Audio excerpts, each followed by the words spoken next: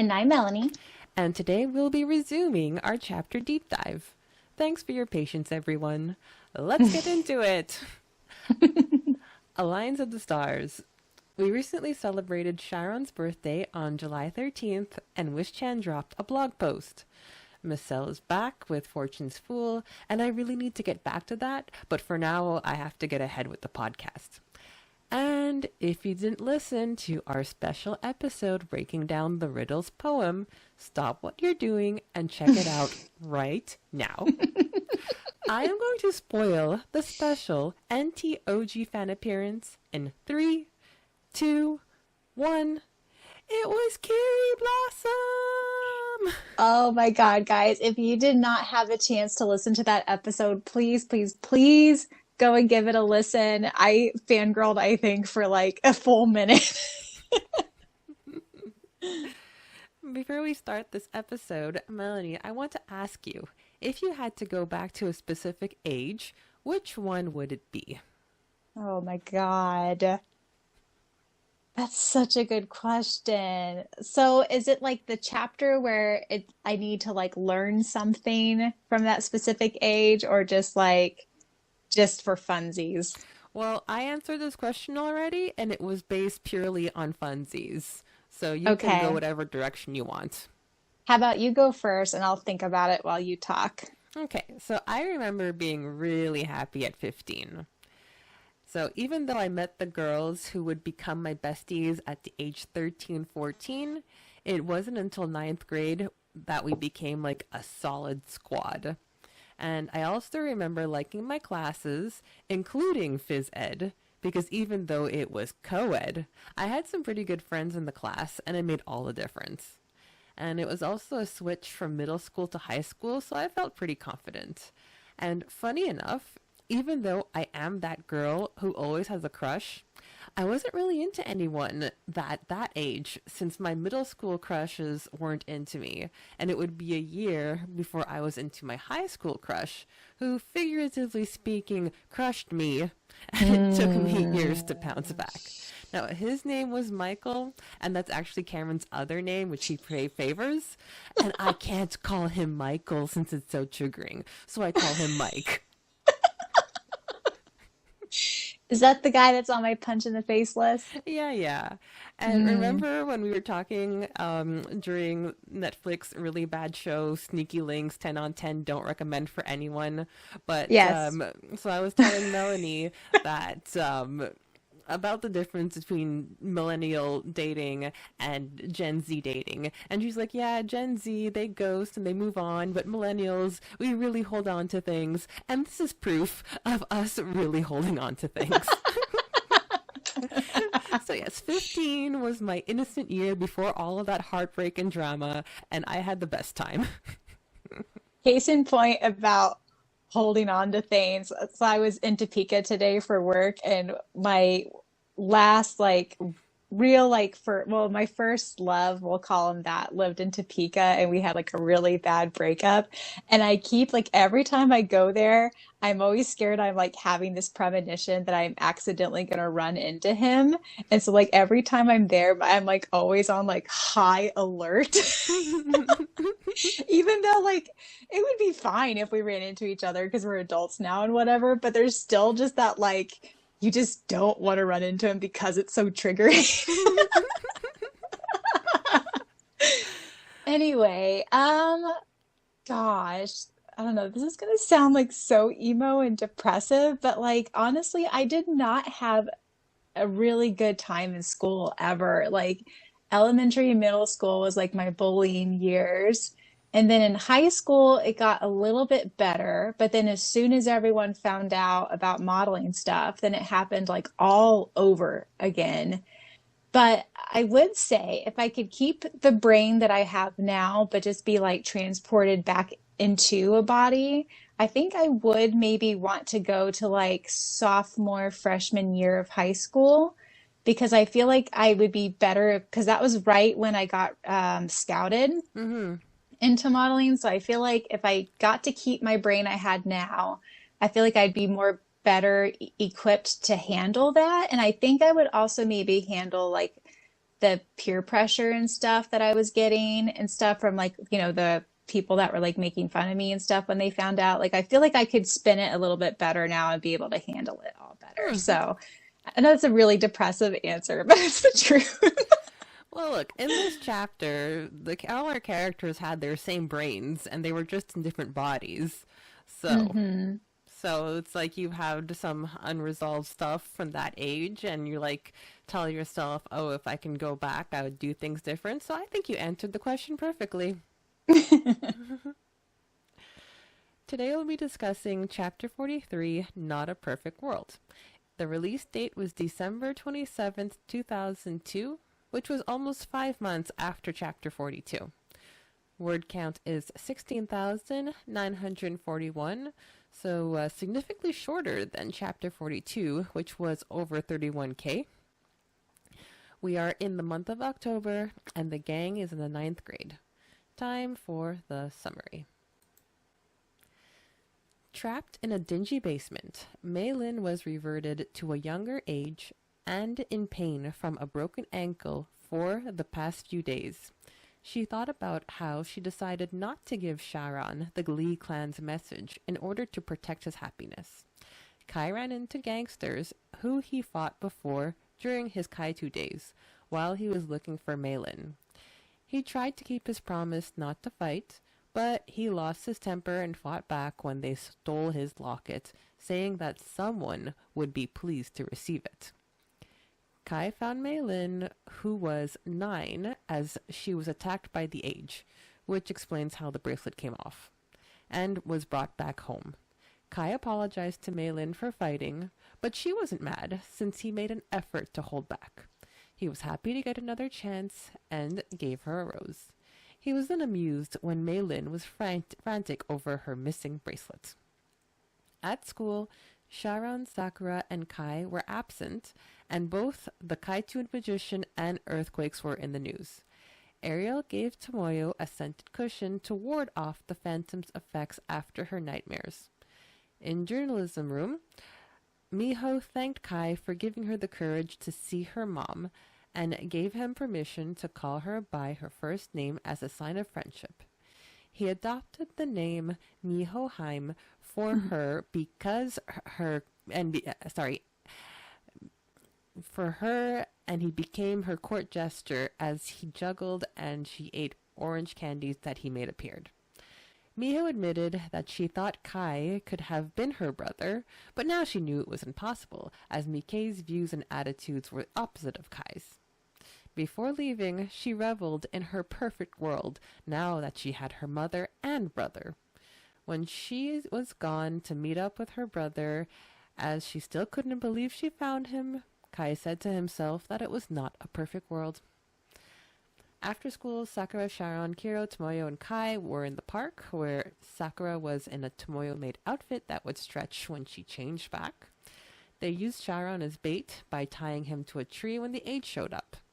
Kai pinned down the force after it attacked Syaoran and turned him 12, but Sakura couldn't activate the key. That's when she suddenly had a memory when she was 5 and was crying for her mother. She remembered Toya telling her to empty her heart and open her heart to see her before breaking down himself. That gave her the power to change Syaoran back, but she was still stuck at 5 years old. After changing Mei-Lin back, Mei-Lin said that the ages that they reverted to were strategic, as she was 9 when Syaoran became the chosen one and their lives separated. That was when she became fevered and everyone's worried, since she was always healthy. Sakura realized that she was stuck at 5, because that's when she saw that that's when she noticed that she didn't have a mother like other preschoolers, so she was angry at Toya and never apologized. With this knowledge, she transformed back and blushed when Kai commented on her sexy outfit. After she left, Syaoran remembered that at 12 he made the mistake of going back to Hong Kong when he wanted to stay with Sakura. He was never going to make that mistake again, as he planned on staying by Sakura's side. At home, Toya was appalled with Sakura's outfit. She reminded him about the memory and thanked him for being there for her. Malin's fever was getting worse, and she tried to tell Syaoran something, but he told her to rest. Kai offered to nurse her, since he felt guilty about not taking her to the airport. Malin dreamt about who Syaoran strived to be, the chosen, to be the chosen one. After doing shifts at the hospital, Syaoran and Sakura visited Malin when she said she was going to stay for a month to heal. And after Syaoran complained about being stood up for 6 hours, he demanded that Sakura meet him on Sunday at 7 a.m. sharp for her date. After they left, Malin told Kai that becoming the chosen one was the greatest honor for Syaoran, so she couldn't tell him that the Lee clan voted to strip his title if he didn't return immediately. Oof, thanks for bearing with me, folks. I don't know how Melanie reads the audiobook with such ease. Okay. We open up with Malin, who was on her way back to Hong Kong, but now she's in a cold, dark place with a broken ankle. She has hope that Syaoran will find her, and kind of rude that she didn't even think about Kai. I think she thinks that she wouldn't be important enough to Kai for him to try to come find her. I think it was her reasoning. Yeah, and maybe she put two and two together, and it's like, oh no, I lost the tracking bracelet. How is he going to find me now? Well, I don't think she realizes it's gone. She doesn't Oh realize yeah, her that's bracelet's true. gone That's until true. later. That's only later. Mm. Mm-hmm. So she should have had more faith in Kai because he was the one looking for her. But he was attacked, and honestly, I had absolutely no recollection of this scene at all. So I have no idea who these assailants are. I don't. Well, I should say I know. They never come back up again, as far as I can think of, unless they pop up in the Mafia chapters, like later on in Mm. Arc 4 that I'm just not remembering. I'm sure Diana will chime in down below, but with her crazy good memory. But yeah, I don't think they make a comeback. Okay, yeah, because the only thing I remember about this scene is that this is where Kai loses the locket. So I know that he promised Malin no more fighting, but I'm sure even she would advocate for self-defense. That's what I was thinking. I was Yeah. like, I feel like is, it's one thing if you like instigate the fight. Like if you're the one that Mm-hmm. throws the first punch, like to me, like, yeah, that's not good. But if it's in self-defense, that's completely different. And also, this is another scene that I think Wish Chan borrowed from that same anime I've been talking about, Hana Yori Dango, because there's also a scene in that anime where the main guy promises the girl he's not going to fight anymore, and then Oh. he gets attacked by like all these thugs basically, and he refuses to like raise a hand to like punch them and stuff, and then she like forgives him, and it's a little bit different, but yeah, I think Wish Chan was in her Hana Yori Dango phase. Well, let me just say that it was really hard to listen to him being beat up like that. So you did a very good job. Oh, thank you. Are you going to talk about the stuff they stole at all? Do you have that in your list? No, I didn't give a breakdown. Kind of signs of the times, but I did not make a list of everything well, they didn't steal it because they asked for all his possessions, and then he put it in a pile. And then when they saw that the locket wasn't included, that became their focus. So, one of the things he mentions that he removes from his pocket is a pocket computer. Yeah. What the heck is that? Okay, well, remember Sailor Moon? Um, uh, so when Sailor Mercury joins the crew, Luna, she gives Mercury like a Palm Pilot.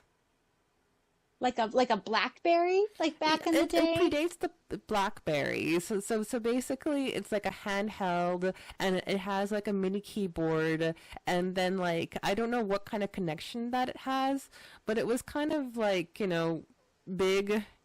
for the tech people in the early 2000s, and I bet you anything that Cameron had something like that because he was always into tech. Huh. Yeah. That was one thing while I was listening to it, and then, I heard myself, say pocket computer. And like I kind of paused while I was driving and I was like, what the heck is this? I'm pretty sure it's a Palm Pilot, and Huh.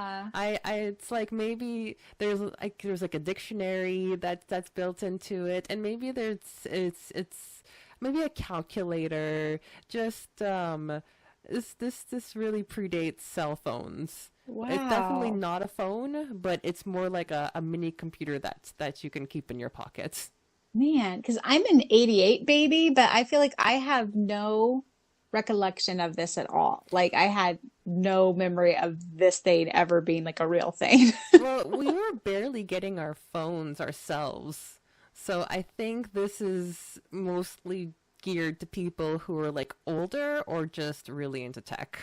Yeah, which I'm sure like, because Wish Chan's from, Yeah. South Korea and Yeah. stuff, and I know her family, I think, was into tech. So, I mean, I guess it makes sense that Wish Chan would know about this, but I was like, what the hell is this? Well, look, if anybody is cutting edge with tech, it's Kai. Yes, yes.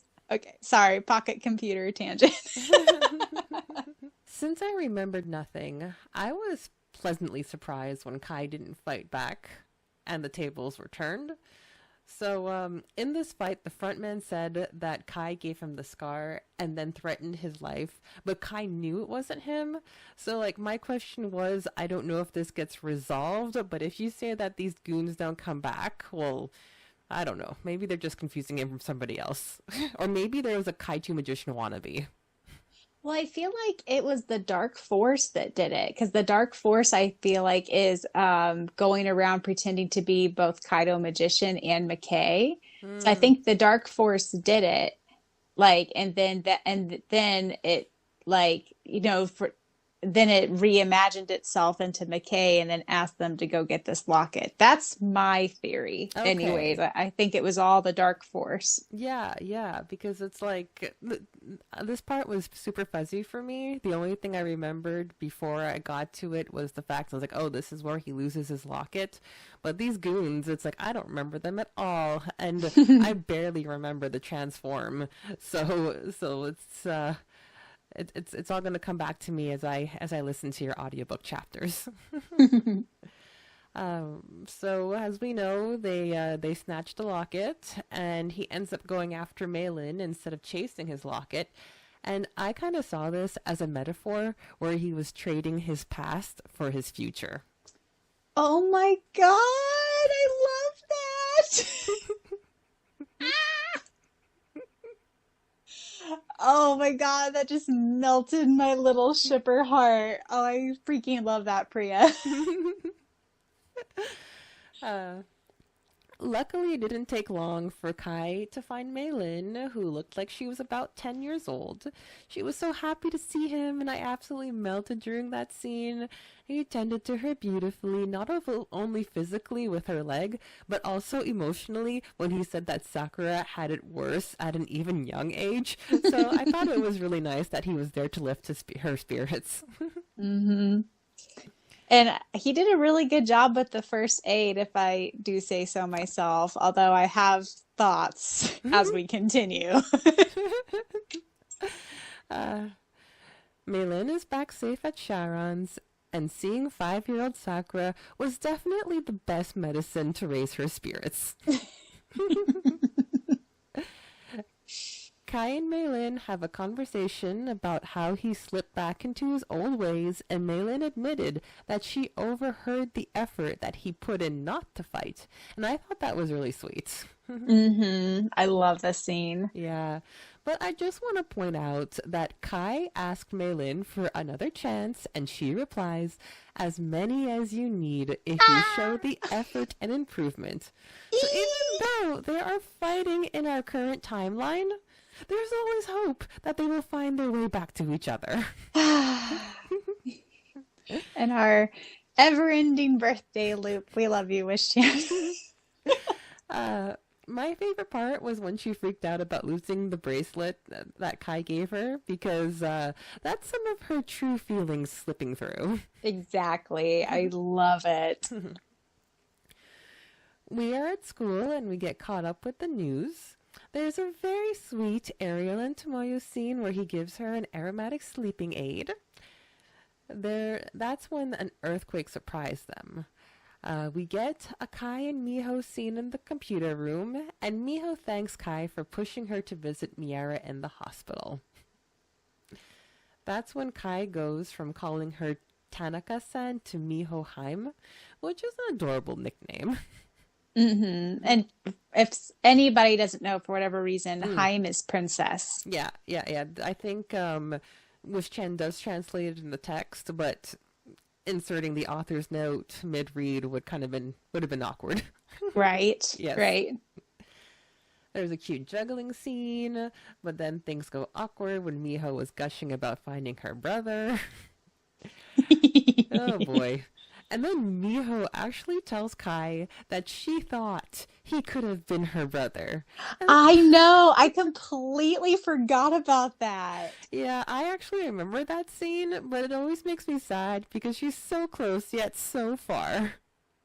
I honestly, I really do feel like it's her subconscious, Mm. like telling her the truth, honestly. And I think she's just in denial about everything. Yeah. But yeah, I completely forgot about that scene until I was doing it for the audiobook. And I was like, whoa, I do not remember that. Yeah, I know. And here she is gushing about her perfect world when Kai knows the truth. But honestly, this makes her like the perfect target for the fantasy. Hmm. Syaoran, Sakura, and Kiro-chan search for the age with no avail. Tomoyo comes along with Kai, and she presents Sakura a battle costume with stretchy material. Now, during the height of COVID, I started cosplaying, and my cousin in Toronto had a 2-year-old. So I had to wait a couple more years for my niece Stella to grow up, and then we pulled off the Sakura before and after she captured the age. So cute. That's one of my favorite pictures of you. So yeah, I had a red dress that fit us both, and Melanie, that was actually the red and blue dresses that I brought to Kansas when we did our Tweedledee and Tweedledum photo shoots. Ah, love it. I'll post those up on Facebook. Tomoyo says that it's been a long time since she made a battle costume for Sakura, and just, casually blamed it on the Phantom, blamed it on Starcross. So I went back into my Dark Force files, and the last costume that she made was in, get ready for this, Melanie, Chapter 10. Stop it. Really? Yes! The last time she made a costume was Chapter 10, Icy Barriers, which is the winterized outfit for when she captured the rope in the middle of, December or whatever. Oh my God. Because before New Trials fan projects, I had a document called the Dark Force Files, and basically I just went from the beginning and I recorded every single Dark Force captured with the description, with the outfit that Sakura was wearing during time of capture to inspire fan artists. So I have it in my records that the last time Sakura wore a Tomoyo battle costume was literally Chapter 10. Holy smokes. Yeah. Wow. So that was December in the New Trials timeline, and now we're October. So almost a full year to Mayo. Oh my goodness. Yeah. So that's to be fair, a lot of Dark Forces do pop up during school. So she will be wearing her her uniform, and then there's another time where it was at the horses at the racetrack. So she was wearing a raincoat, but no, an actual legitimate Tomoyo battle costume, not since Chapter 10. And luckily, Arc 3 is going to see a lot more costumes to come. Yeah. It really, I was just getting ready to say that I feel like Wish Chit was writing this scene. It was like, I need to step this up. Because even in Arc 4 land, I feel like it gets stepped up a little bit too. The age makes its appearance, and Syaoran becomes bait. The idea of Kai tying him to a tree is rather comical. Oh, this whole scene, I had to like really kind of control myself because it was so funny. Just picturing this like little baby dark forest like shaking. I picture it as like a salt shaker, like just Yes. like angrily shaking its like salt shaker. People was just like, oh my God, I was like dead. Kai manages to pounce on the dark forest after it attacks Syaoran. Unfortunately, Sakura wasn't able to release the staff. Do you like that? I like that. Luis, Release! Release! Luis. I was having so much fun. That's when she noticed Sharon was 12 years old. Now, they chalked it up to the fact that she didn't know she had powers at that age, but Sharon reminded her that Ariel said that Sakura always knew. That's when she went deep in her memory and remembered Toya telling her about their mom. And the whole scene just broke my heart, especially Oh, when she knew that Toya could see her. oh, as a mom, hmm I felt like I was getting really emotional during that, especially like at the end that, Yeah. oh, hmm I can't. As a mom now, just thinking that Nadesco had to be separated from her children, oh, it just like Yeah. just kills me. Just Mm. kills me. But if I may toot my horn real quick before we move on, Yes, did you notice I did a voice change for Syaoran because he was younger? I did notice that. Yes, yes, you definitely switched up your voice accordingly for our what is it, Prepubescent? Yeah, prepubescent, prepubescent. yes, prepubescent little wolf. Yes, I did notice. Thank you. So Sakura uses Toya's advice to clear her mind, and she was able to release the staff. She captured the card and was kind enough to revert Sharon back to his age first, but she still couldn't transform herself. That's when they went back to Sharon's, and Sakura was able to transform Meilin, but that was it. So this is Okay, yes. can I go on my medical Oh, tangent? please do, please do. I've been waiting for this. Okay, let me just say I understand why they couldn't take Malin directly to a hospital.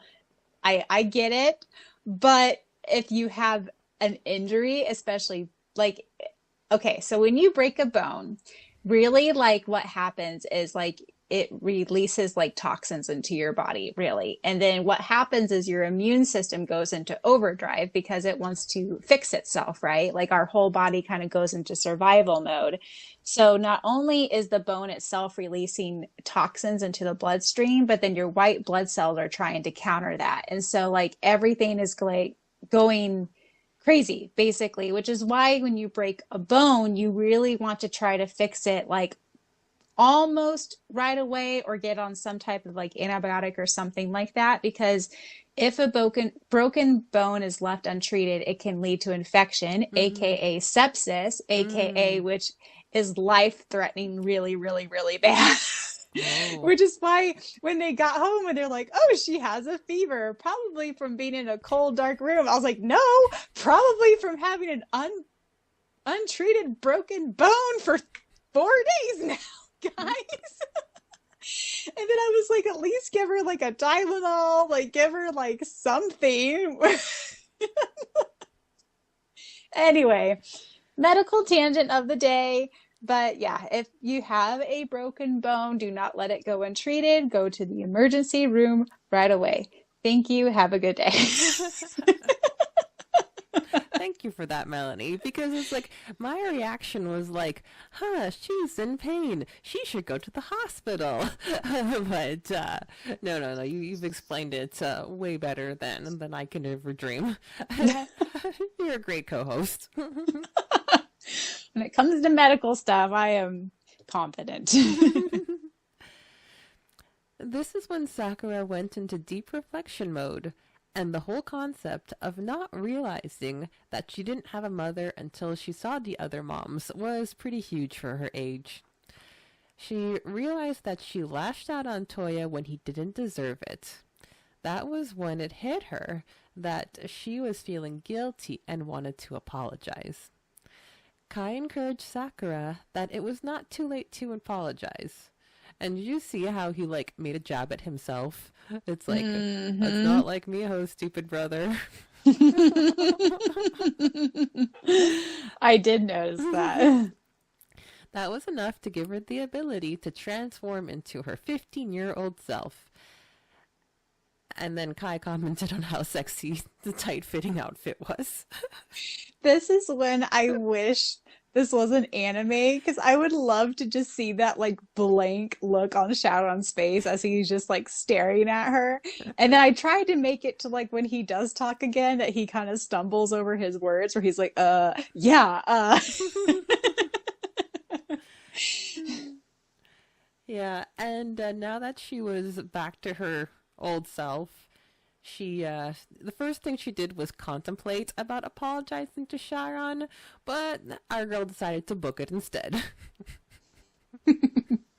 Which also is, I wonder, like, does she live pretty close to Syaoran? Is she just walking home in the dark in this like tiny little dress, like without a care in the world, or did she have to take like a bus or something in this tiny Girl, I little don't even want to dress? think about it. I don't even want to think about it because it's like she left and everyone's like, ha ha, she's wearing her skimpy outfits. It's like, Because no wonder Toya was freaking out about, like, not only but that'd be like so unsafe for his underage sister to be walking around like that you and know having what, to take Melanie? public transportation. For argument's sake, let's just say she used Fly to get home.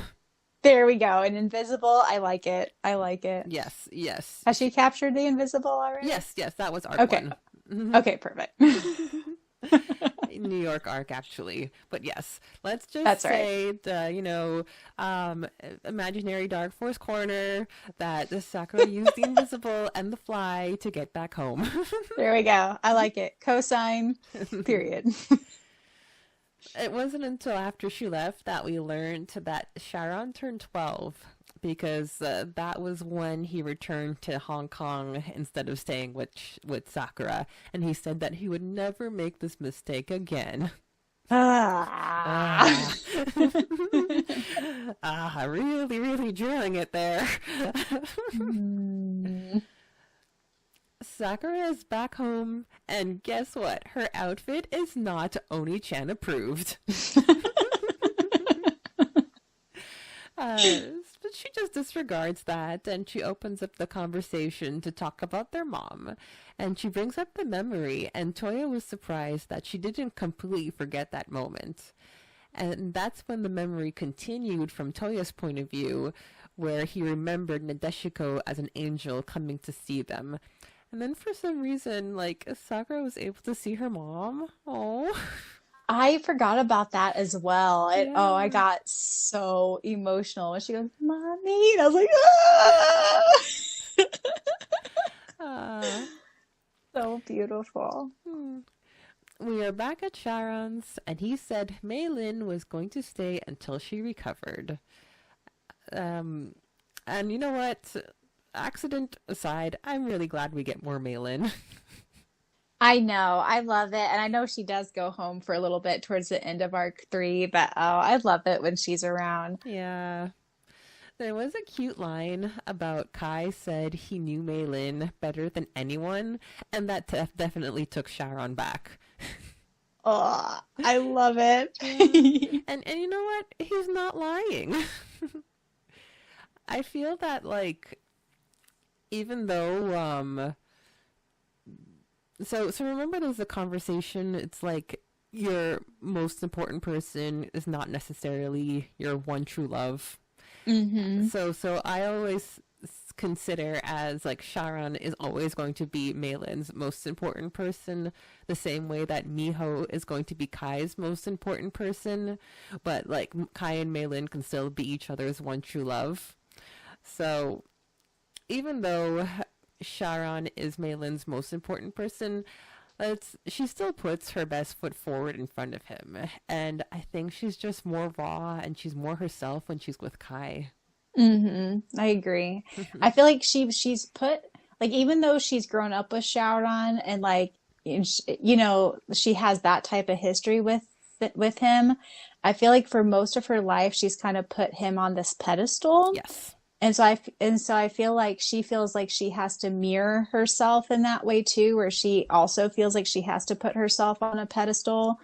And I think, with the family kind of bearing down on her about not having magical gifts and stuff, I think also has stuff to do with that. So I feel like she's always felt like she's not good enough, but yet she feels like she has to try to be good enough in order to stand on the pedestal beside Shaoran. But I Yeah. feel like with Kai, she really doesn't have to do that. She can literally just be herself. And I freaking love it. I love it so much. Yes.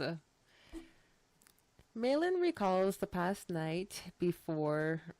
Sorry, Malin recalls the past right before Sharon goes to his chosen one test, and even though she wished that it could be someone else. So it's like we're in the past, and she's like, "Oh, it doesn't have to be you, Sharon. It could be somebody who's older, etc., etc." He said it had to be him, and all he wanted was her support. Like, I was trying to remember why Wish-chan was like spending so much time with this memory, but then it kind of like comes back at the end of this chapter. Mm-hmm. Big time. Mm-hmm. Malin woke up and Kai admitted that he was super annoyed that she kept saying Sharon's name over and over again. But then he alluded to the fact that she let out more than she was ready to talk about. Malin changed the subject to Kai's missing locket, but he pivoted real quick. I also love the tidbit that I think gets thrown in around here that Shaoran, they took turns watching her throughout the Yes. night, and Shaoran fell asleep for a little bit, but Yes. Kai stayed up all night beside her. I was like, ah! Yes, he did.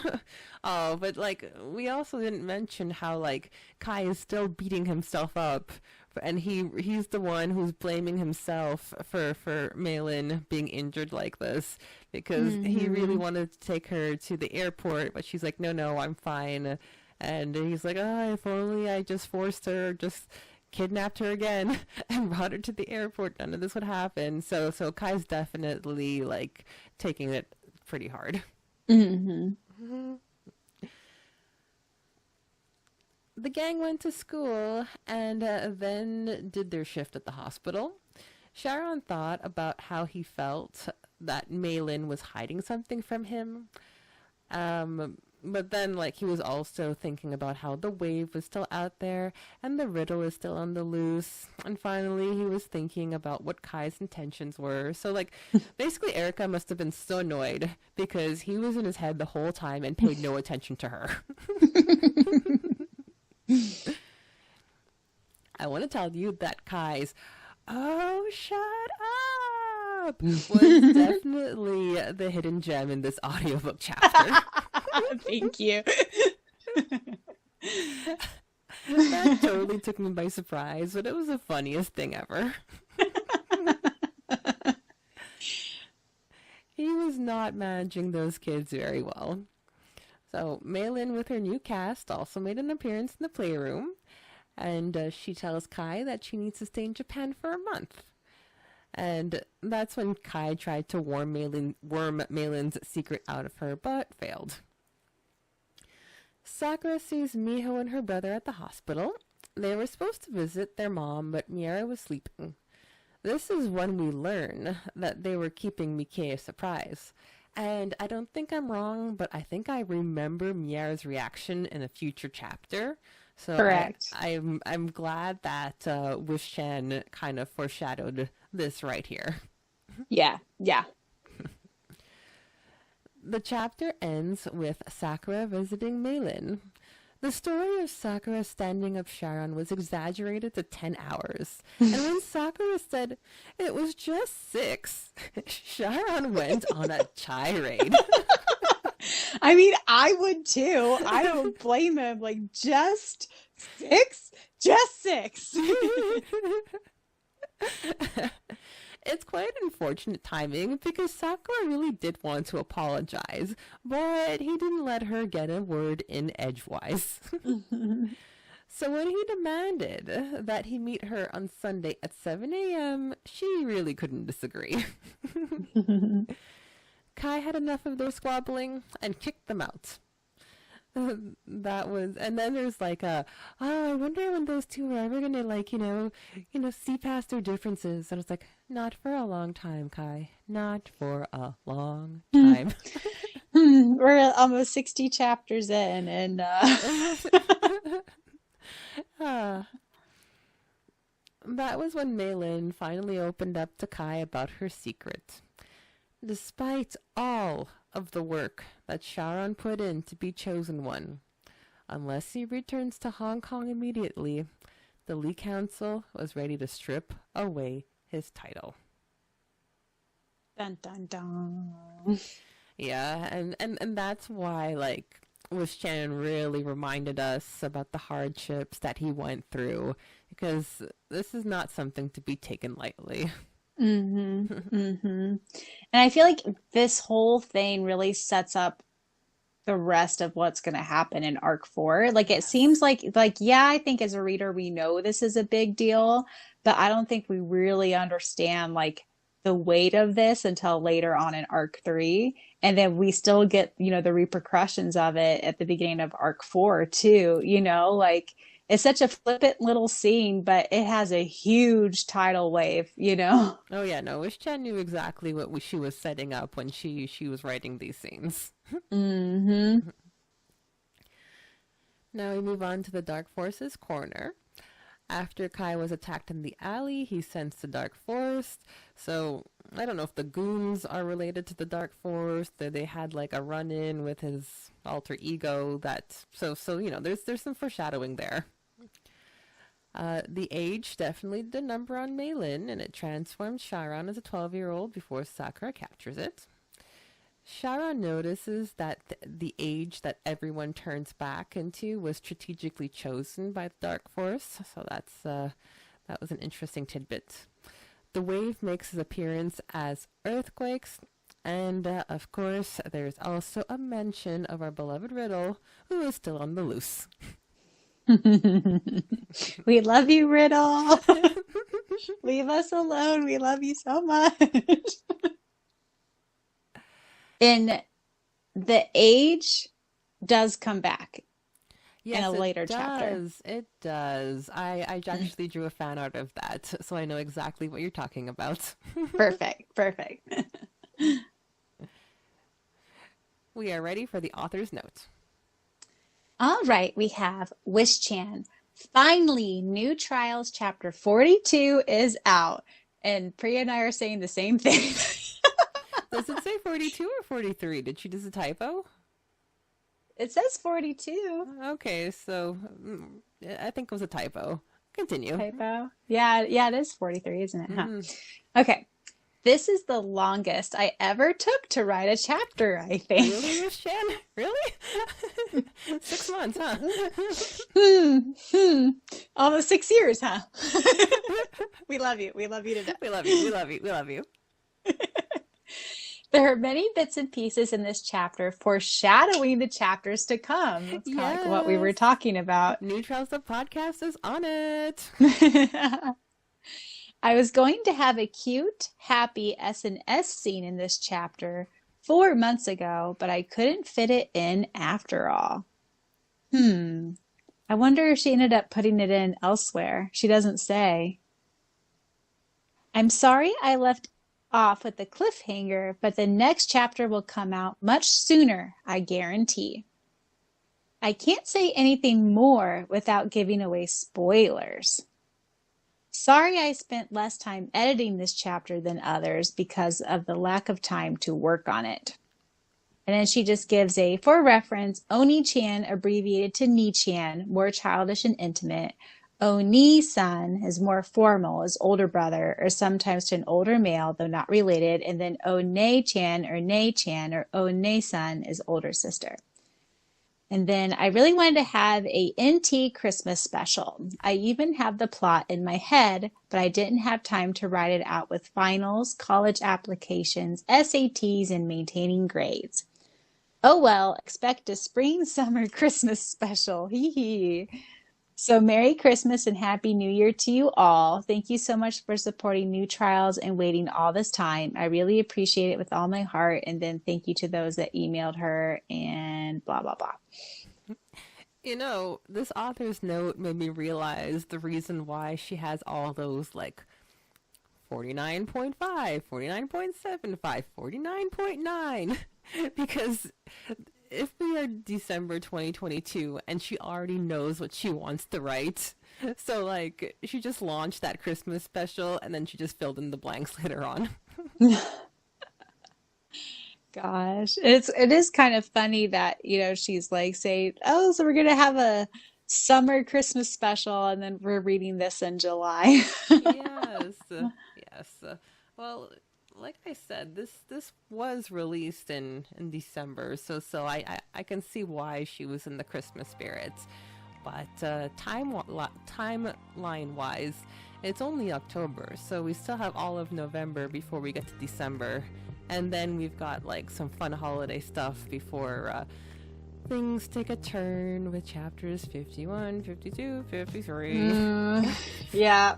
Yeah, but so we got like the fantasy arc coming Yes. up. We got the duel. We got yes. a whole bunch of fun stuff. Yeah. Oh yes, Because the Christmas. the record-breaking ski trip chapter. Oh God, guys, I apologize in advance.